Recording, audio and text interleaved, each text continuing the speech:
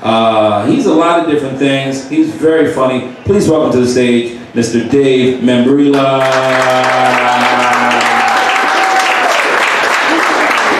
How about a big round of applause for that cat right there? And how about for Victor Cruz bringing Johnny back to Coolidge?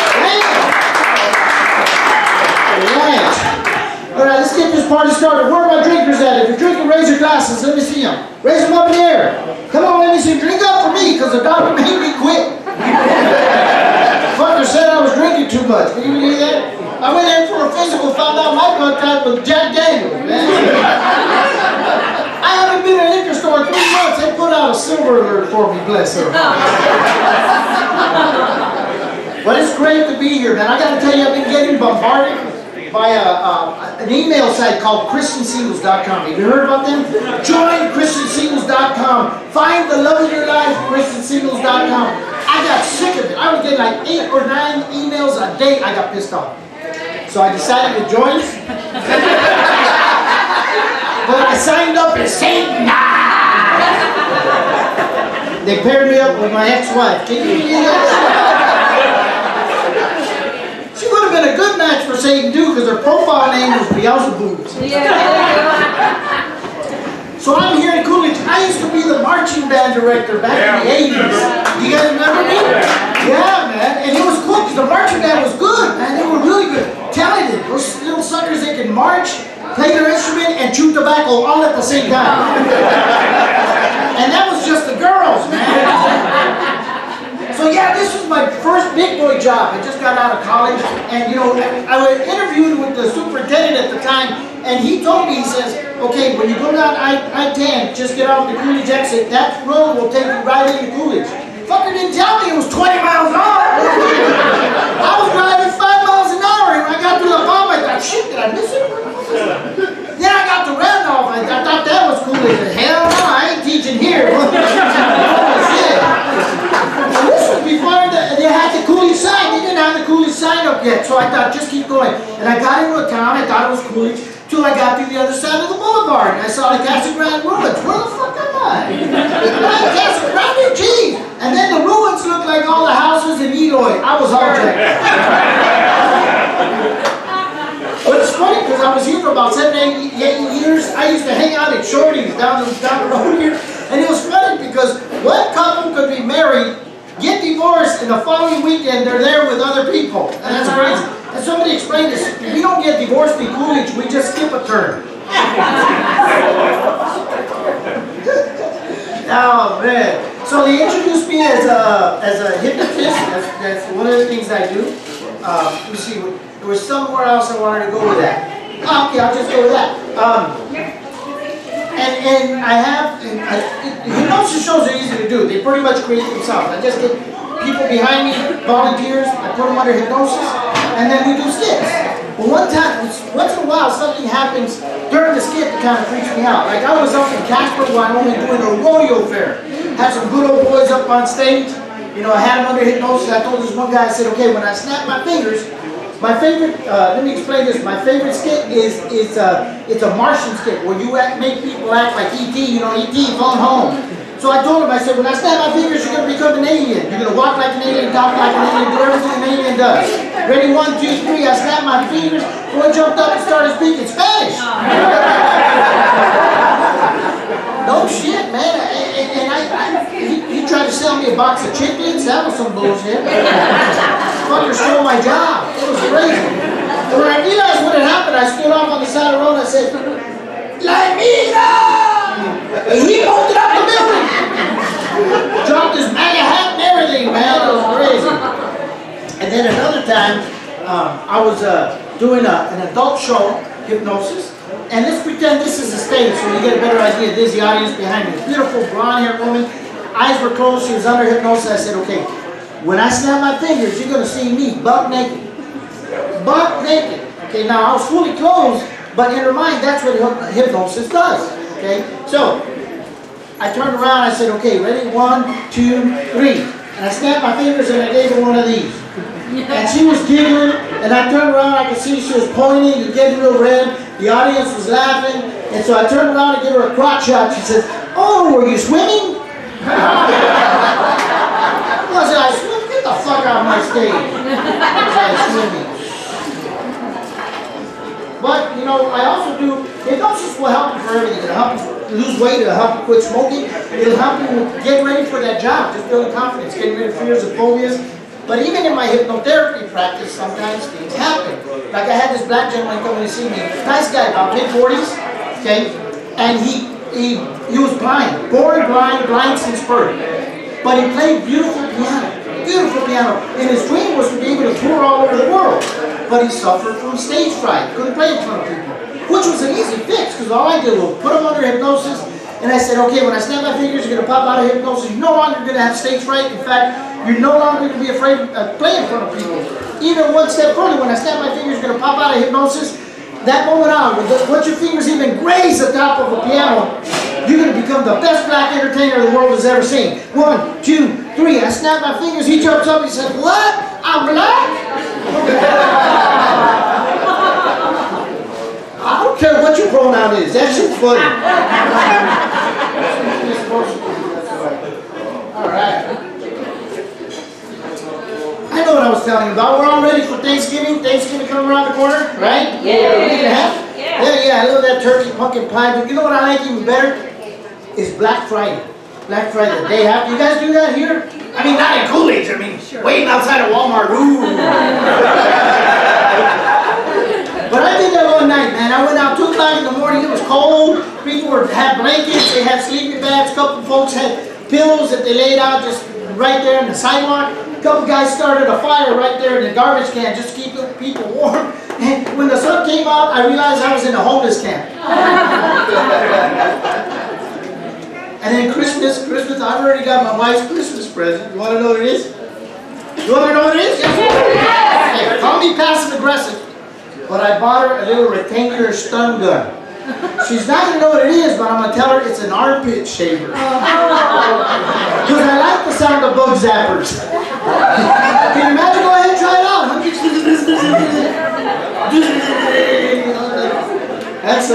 That's going to be that's what I want to wake up to Christmas. Just that sound.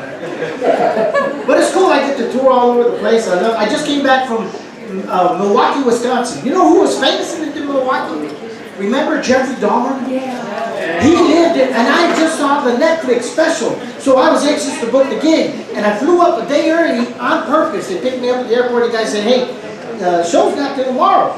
So, you know, what do you want to see? You got beer gardens we can take you to. We got nice restaurants. And I said, I want to see where Jeffrey Dahmer lived. Yeah. Can't do it, he says, because the owner of the building, the apartment building, had it bulldozed after all that craziness. It's not there anymore. And I was calmed down and said, but check this out. The owner kept the refrigerator that Jeffrey Dahmer had all the victims' body parts in. Isn't that crazy? And he's selling it on eBay to the highest bidder. Then he asked me, do you want to buy it? I said, hell no, I don't want to buy it. Probably cost an arm and a leg.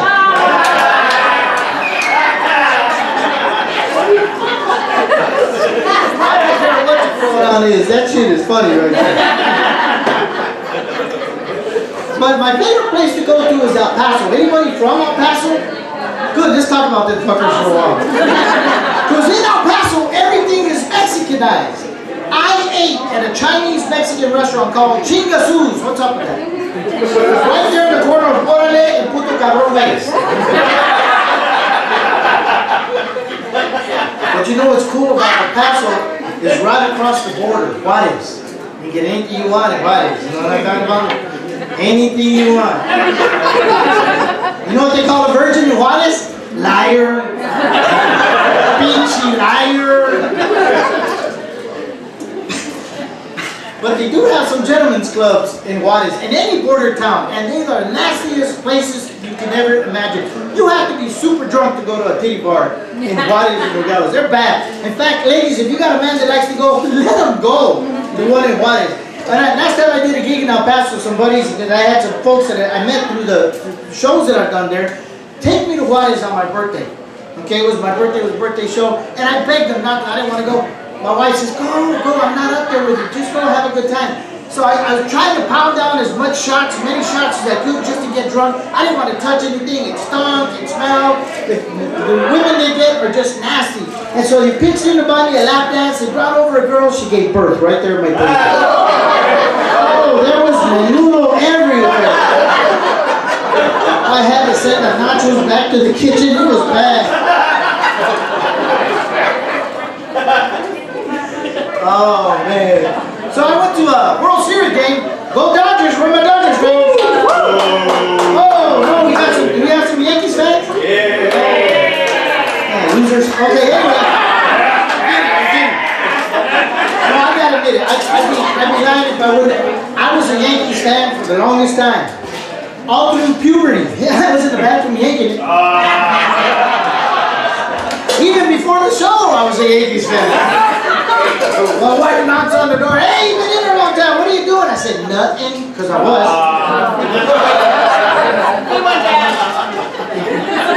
But I'm from the south side of Tucson. Anybody know Tucson? Oh, really? I'm from the south, tough neighborhood, man. My neighborhood was so tough, the local YMCA stood for Your Mama's a Crack Addict. That's how that was. Man, tough neighborhood. Just to give you an idea, some guy had a yard sale down the street. He sold everything in the house. He didn't even live there. That's bad. No bullshit. And everything about that barrio was Mexican. I even had my first dog was a rescue from Mexico. At least that's what they told us at the dog pound. But it was confirmed the first time that I gave her some leftover chorizo, and she asked me for a tortilla. And a side of beans. Can you believe that shit? And confirmed even more one day when the gate was left open and she got out, and we couldn't find her for 3 days. Finally found her about a week and a half later. She was in a Walmart parking lot selling tamales. That's how we knew right there that she was Mexican. Oh, man.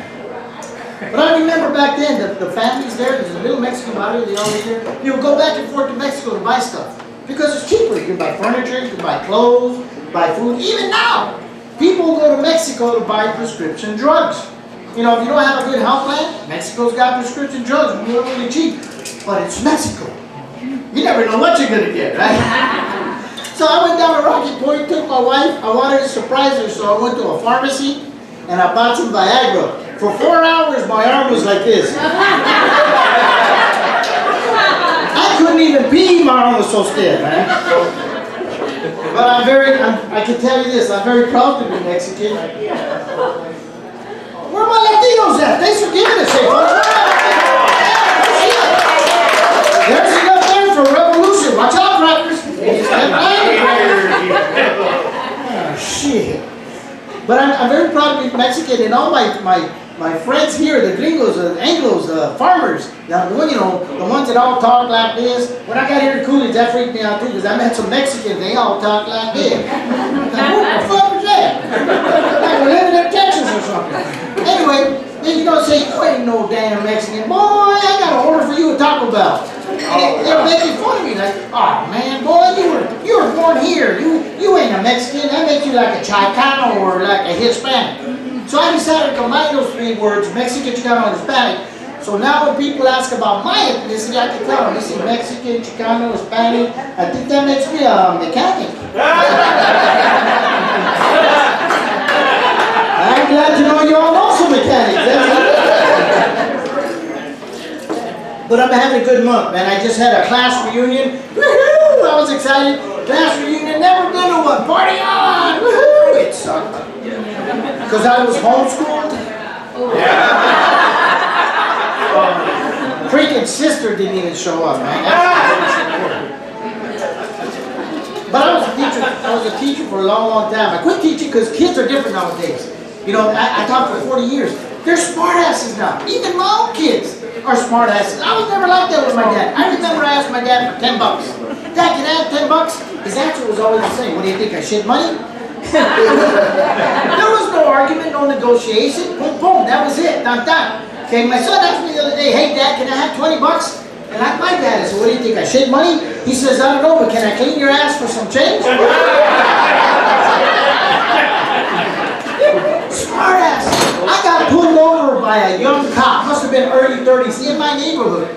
Okay, and he was just a jerk, and I did everything I could to get out from getting that ticket. Yes sir, no sir. You know, I answered all his questions. He was just being an ass. The final straw came when he asked for my license, took a look at my birthday, and then started making fun of me. Wow! You were born in 1959? Woo! You could have been my daddy. I said, show me pictures of your mom, I'll tell you. I'm sure I recognize parts of her. Who's your daddy? Who's your daddy? Just the top of her head. Oh, officer down, officer down. Oh, shots fired, shots fired. I didn't know how that was going to go over. That's especially with Victor's mom. She's going to kick my ass. I don't even know her. She's going to kick my ass today. Oh, man. But yeah, I hate it when people find out I'm a comedian and they want to out-funny me. They want to tell me a joke or, hey, you can use this. My wife, she thinks she's funny. Okay, she's at the age where she's starting to forget stuff. And the other morning we woke up and she was mad because she can't remember. She's trying to tell me a story. She can't remember people's names, faces, who they are. And she's getting frustrated. And I'm making fun of her and I'm laughing. And she's getting more mad. And so I said, okay, honey, being the smart ass that I am, I rolled over and said, just in case, I'm Dave, your husband. And she says, what? I'm married?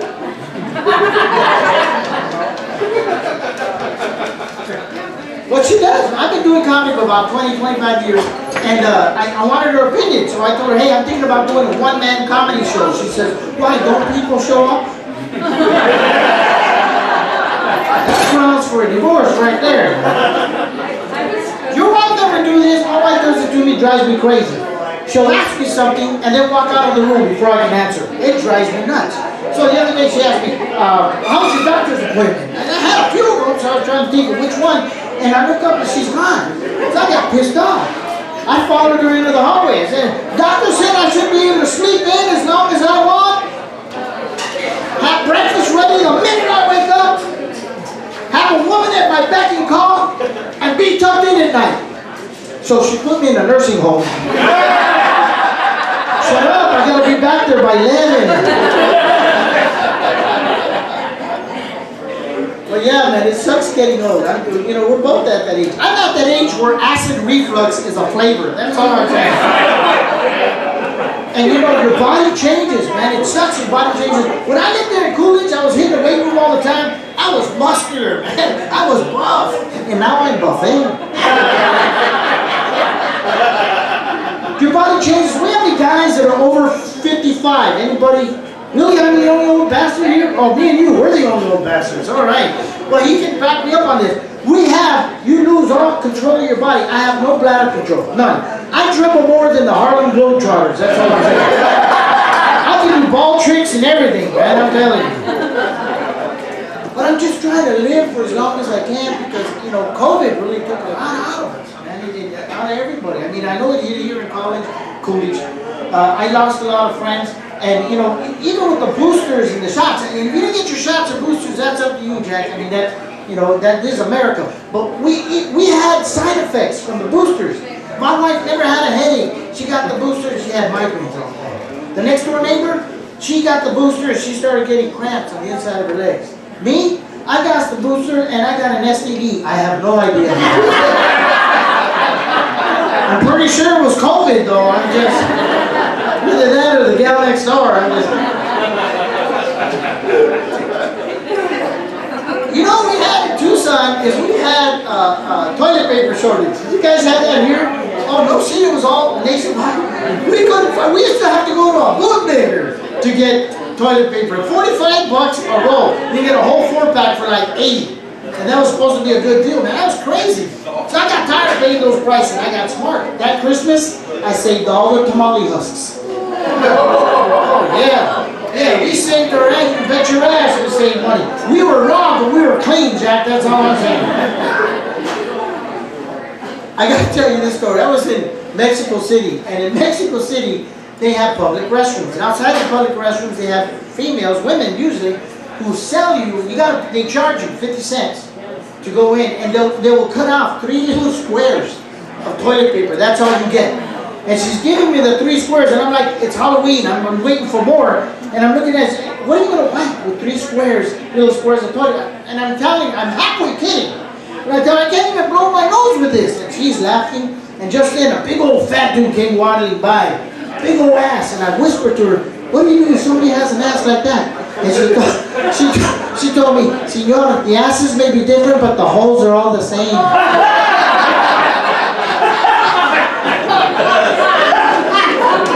I can't write shit that good.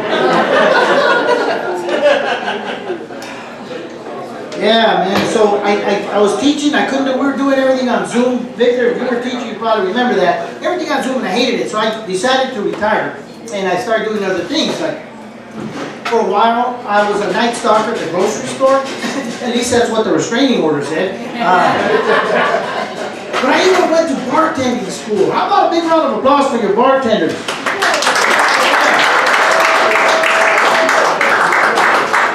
You know, that job is fun, but it's not easy because you have to memorize all the drinks. You have to memorize the old drinks, like the whiskey sours, the Singapore Slings, Tom Collins, and the new drinks. Okay? And the new drinks have sexy names, like Sex on the Beach, Slow Comfortable Screw, The Blowjob. Remember that one? When I first bartending gig I had, first girl that asked me for a buttery nipple, I just raised my shirt, shoulder line. But yeah, man, you gotta mix all these drinks and you get to learn this when you're learning all. So I'm at home mixing up a bunch of shit. I yell at my wife, hey honey, how would you like a screaming orgasm? She says, why? Is the pool guy here again? What? And we don't even have a fucking pool. Alright, I want to do some music for you. Is that alright? You guys having a good time? Yeah.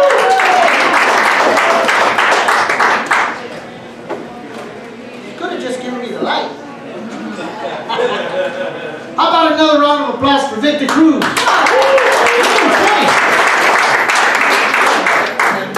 I learned how to play guitar with my dad and my uncles. They would always, we had a fire pit on the back to get the guitars and start singing. I ran out, I must have been 8 years old, grabbed my guitar. I came out there and I was singing with the rest of them. I see a tear start to well up in my dad's eye. I said, Dad, are you alright? He said, yeah, we got fine. What's the matter, Dad? You can't sing with the shit, people.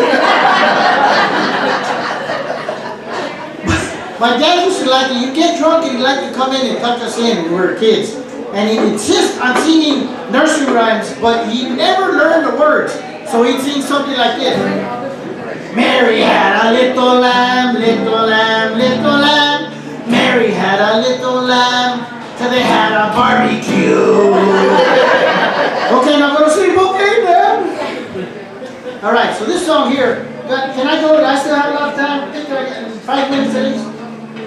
I'm doing a couple more songs because you guys are an awesome crowd. So give yourselves a big round of applause. I wrote this for my wife on my wedding night because she was my first love and fast food is my second. I like burgers, so I married a Whopper. Her wedding band was an onion ring. When we made love, well, nothing could stop her. She made my little wiener schnitzel sing. She moved her body like a malted shake. She made my Whataburger grow into a Philly steak. She had French fry flavor and a Big Mac attack. She looked at my fat ass and saw a jumbo jack. A big Wendy smile, that's how I found her. So I poked her Taco Bell with my quarter pounder.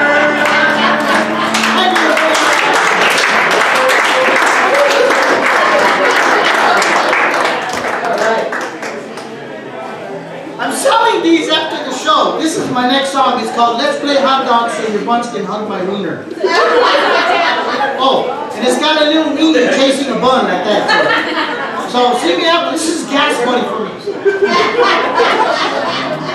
You guys like country western? Yeah, neither do I. Okay. Well, I like to play those kinky games where you dress up like a cheerleader. Or perhaps the one where you dress like a nun and make love to me, the Walmart greeter. But I think tonight we should take a bite out of some kinkiness. We should have some dinner. Let's play hot dog so your buns can hug my ears. Now I know it sounds like I'm out of bounds talking about the old Frankfurter. And better yet, you can bet I know it's bound to hurt her. But if she says no, that's a big no-go. I don't think there'd be a woman meaner. So let's play hot dog, so your buns can hug my wiener. Here's the chorus. Let's play hot dog, so your buns can hug my wiener. You can think it's a kosher Frank, in case you like a larger beaner. You can think I forgot the words. So let's play hot dog, so your buns can hug my wiener. There we go. I jacked up the words on that, sorry about that. That's a new song, taking you guys a won't be and over. Okay, so this one I wrote when I was here. I was here in Coolidge, and it was a hard gig for me because I was away from my mom and dad. You know, I didn't have a girlfriend, I didn't know many friends, I didn't have many friends yet, so I wrote this song. Boy, don't it suck to be me. Yeah, boy, don't it suck to be me. Well, I answered one of those dating ads I'd seen in a magazine. She was 5'2", 100 pounds or so, looked good in a pair of jeans. So I called her up, we made a date. When I got there about turned green, she had hair on her chest and hair on her face and breath like Valvoline. Oh, boy, don't it suck to be me. Yeah, boy, don't it suck to be me. Well, her feet and hands, they both were bloated. Her face looked like her head exploded. Boy, don't it suck to be me. Well, I dialed one of those 900 numbers to converse with a few hot honeys. And according to that TV gal, it wouldn't cost me too much money. But when I got the phone bill, all I could do was bawl. Cause I could have hired Stormy Daniels for what it cost to make that call. Oh, boy, don't it suck to be me. Yeah, boy, don't it suck to be me. I once had a dog who wouldn't fetch her bag. All it would do was hump my leg. Boy, don't it suck to be me. That's first, so I bought a ticket for the lottery. Just about ran out of luck. And I told the Lord that if I won that sucker, I'd give the church at least $1. Well, that night they announced numbers as I was watching my blue jeans. Just then I pulled the crumpled pieces of the winning ticket out the washing machine. Oh, boy, don't it suck to be me. Yeah, boy, don't it suck to be me. Well, my girl done left me for another gal. They drained my bank account as well. Boy, don't it suck to be me. Thank you very much.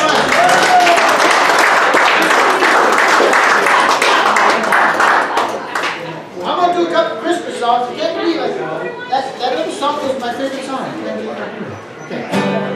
This was inspired by my wife one morning when I woke up feeling what is the word? Freaky. I woke up being freaky. Come, she told me, cause I got shit to do. Really? Okay, that was a punchline. Okay, let's go on.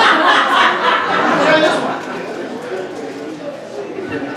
This is for all my Latinos. We're Latinos. This is for you. Where are you? This is called a Cholo Christmas. Got a 1963. Hydraulics all around. Got the police hassling me all over town. My speakers go boom, boom, boom. And my stereo's boy ching boom. Got a tiny chrome chain steering wheel so I can drive with my handcuffs on. Oh, dingo balls hanging in my Chevrolet. Pop is riding overdrive, and this Mexican got away. Hey!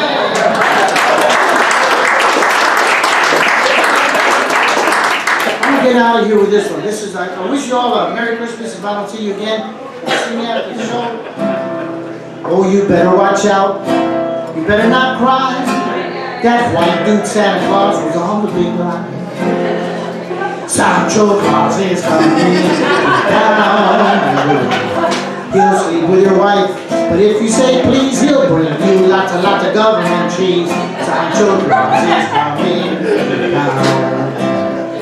Well, you know where he's been sleeping. Yeah, you know just where he's been. He ain't after that old cherry, just a box that her cherry came in. So you better watch out for his alibi. If Donald Trump, he got away with it, then hell, why can I? Sancho Claus is coming to town. Good night, ladies and gentlemen.